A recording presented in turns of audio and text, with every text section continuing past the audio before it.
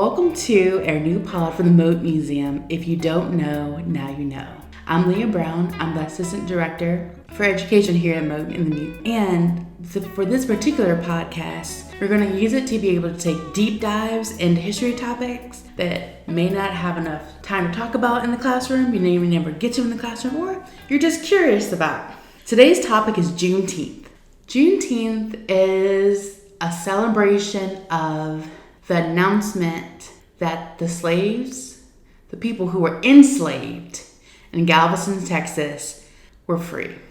It's called Juneteenth because on June 19th, 1865, they learned about this, their new freed status. Kind of give a little more background to that. The Emancipation Proclamation was official on January 1st, 1863, but it applied only to those enslaved in those rebelling southern states. The next question is, how was that enforced? So the Emancipation Proclamation was freedom on paper, but in this context with Juneteenth, the announcement of freedom, way after the war was over, 2 months changed the lives of those who were in Texas. Texas was really isolated as a state. If you ever seen how big the U.S. is, easily known, makes sense that news would travel slow.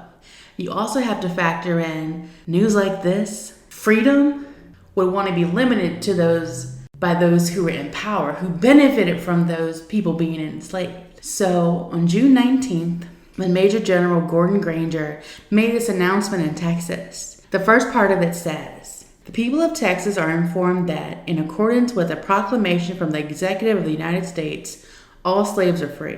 This involves an absolute equality of personal rights and rights of property between former masters and slaves, and the connection heretofore existing between them becomes that of employer and hired labor." All right, let's pause for a minute there. With this new freed status, people who had been considered property, goods really, like the commerce aspect of it, they were seen as full humans. Now, granted, people who were enslaved have always been humans, but now the U.S. government considered them to be people, worthy of, given absolute equality of personal rights. Those rights written in the Constitution, those rights that are part of the American story. And then the rights of property, the right to have their own home, to have their own space. But then you kind of have a bit of a segue as well with the statement between employer and hired labor. How that worked out, the order continues to say, "The freedmen are advised to remain quietly at present homes and work for wages. They are informed that they will not be allowed to collect at military posts and that they will not be supported in idleness, either there or elsewhere." So it's like, you're free, you're equal, but the expectation was those that were free would stay on those same plantations where they were enslaved and work for wages. Not everybody agreed with that. Something called a scatter happened. How it worked, the people who heard their freed status, they're like, well, we're out. They tried to leave. Some did escape, escape's not the right word, because they were free. So where were they escaping from? They had their freedom. They would leave these plantations. The goal was to maybe find other family members. One of the most, horrifying parts of slavery was the sale of family members, how you would never see your other family member. So the ability to find people was essential. It was so important. People just walked trying to find their family members, trying to find a better space to have their families, that safety that comes with freedom. But you always have to factor in, not everybody agreed or thought that they should be free.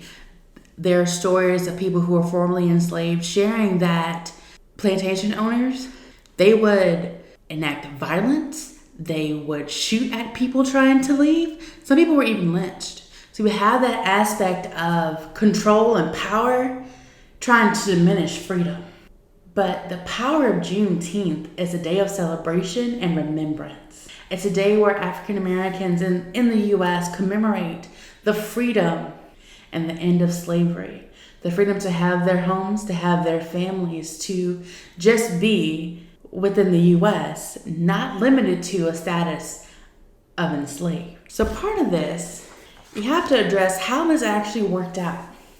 In different communities, some would gather together. They'd have baseball games, fish fries, barbecue was a big, even an essential part of Juneteenth celebrations as well. They remain, but with the influence of Jim Crow, the constant pressure, trauma, violence faced by African Americans, the celebration of the end of slavery, some were like, well, we still have these problems to deal with. But Juneteenth allows for a day of remembrance for what African Americans have gone through, but also a day of recognizing issues and injustice and what progress needs to be done to move forward. It's interesting to note that because of segregation laws, in Houston, for example, African Americans raised $800 to buy 10 acres of land. They called it Emancipation Park, a place for the African American community to come together to celebrate Juneteenth. So the question is, why did they have to buy land? Segregation laws, they were disallowed from gathering in public places. So to have the economic ability to buy land is one thing, but to have to buy that land to celebrate freedom is something totally different.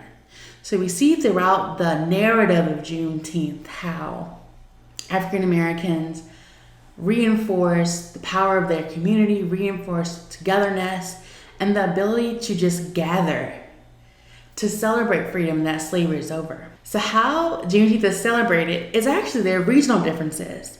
As people left Texas, they would take their traditions with them.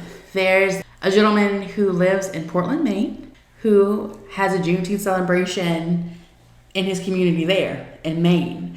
Part of the Great Migration is the movement of people. Their traditions moved as well. Some places have parades with really big elaborate floats. For some groups, Juneteenth is a family reunion. There's baseball games. People fish, and then there's traditional foods. One of them I already mentioned, barbecue for sure, red soda or red drink, and that harkens back to hibiscus and kola nuts from West African traditions. So again, remembering back those traditions, things that were lost, things trying to maintain. Certain places, I think Connecticut has this, called a Marcus Garvey salad, a salad made of red, green, and black beans, colors that represent or harken back to the African nationalist colors.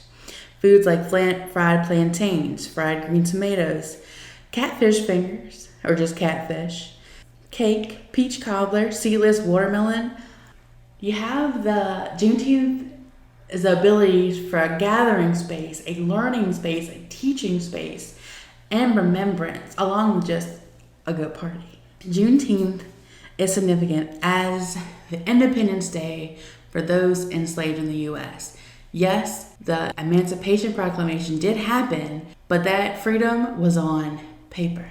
But this announcement in Galveston, Texas, reinforced that freedom and became a rallying point and a day that all African Americans and Americans can share in the history of the end of slavery here in the U.S. If you'd like to learn more about Juneteenth, some resources are children's books, a couple different options, All Different Now by Angela Johnson, Juneteenth for Maisie by Floyd Cooper, Juneteenth Jamboree by Carol Boston Weatherford.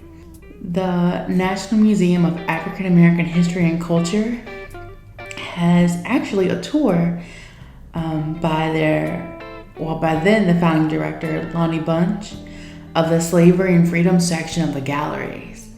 He guides the tour through the galleries to highlight different artifacts to help tell the story of freedom and how important it was and is to the American story, and how that culminates in Juneteenth with the knowledge of knowing freedom was